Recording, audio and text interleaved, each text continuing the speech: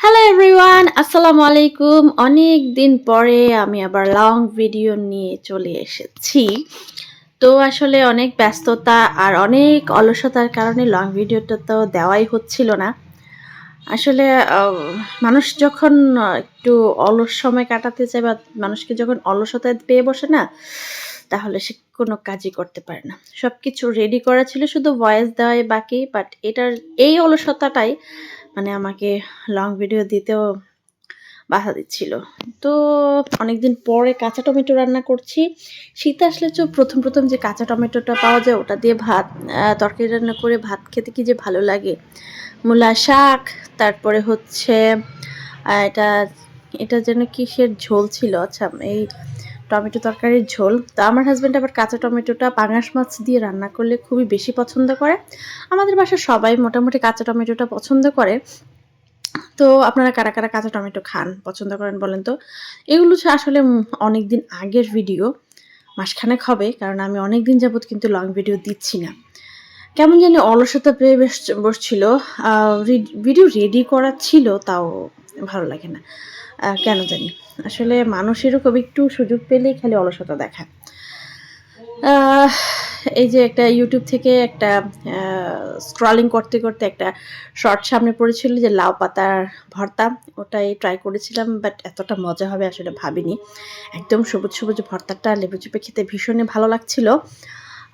সচরাচর আমরা আসলে আ কিছু রেগুলার কিছু খাবারের উপর অভ্যস্ত। কিন্তু খাবার নিয়ে এক্সপেরিমেন্ট করার মতো ওরকম মন মানসিকতা নিয়ে অথবা আ পারিবারিক কারণে আসলে এক্সপেরিমেন্ট করা হয় না। তো মাঝে ট্রাই করি। তো YouTube, Facebook ঘাটাঘাটির কারণে দেখি অনেকজন অনেক রকমের রান্নাবান্না করে। মাঝে ট্রাই করার চেষ্টা করি। ভালো লাগলে তো ভালোই। আর ভালো না লাগলে তো ২য় বার আর চেষ্টা করতে ইচ্ছে করে না। তবে আমার কাছে না আমাদের উত্তরাঞ্চলের খাবারগুলো ট্রাই করতে বেশ ভালো লাগে। উত্তরাঞ্চলের খাবারগুলো অনেক ইউনিক। আহ মাঝে আবার বাবার বাড়ি চলে গেছিলাম। একটু ঘোরাঘুরি করলাম। তো আর আমার ছেলে তো আমার বাবার বাড়িতে আসলে অনেক একদম রাজা হয়ে যায় সে। সেই বা এই বাড়ির কিং হয়ে যায়। তো বাড়িঘর ঘুরে একটু চাচীদের এখানে ঘুরে টুরে আসলাম। আমার আসলে বাড়িতে আসলেই ১ম এ গিয়ে আমি একটু বাড়ির আশপাশটা ঘুরে দেখে আসি। আমার লাগানো ফুল গাছগুলা, বাড়ির আশপাশে আম্মু আবার নতুন করে কি গাছ লাগালো। তো দুপুরে আম্মু হাঁস ভুনা করেছিল।